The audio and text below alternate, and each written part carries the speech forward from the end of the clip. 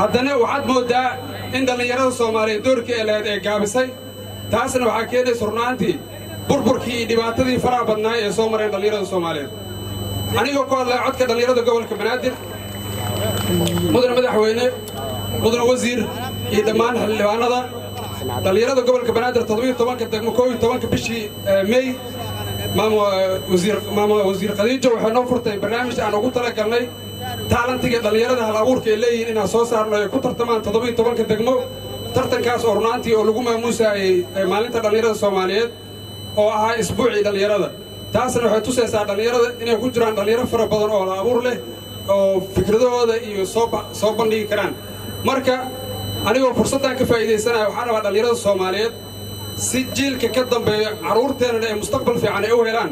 waa inaan u istaagnaa nabadda dalkan Soomaaliyeed sidii ay u heernaqaleed sidii bersamaadka ahayd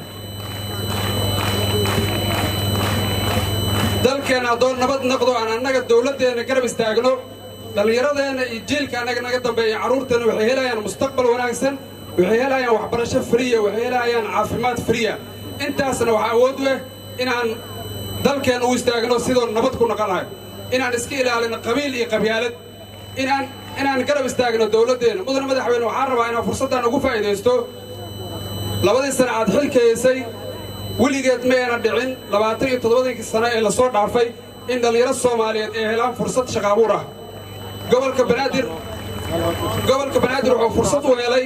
3,000 oo dhallinyaro ah in la shaqaaleysiiyo ilaa haddana 1,000 dhallinyaro ay shaqaynayso marka intaas waxaan rabaa mudane madaxweyne anoo fursaddan ka faa'iidaysanayo cawada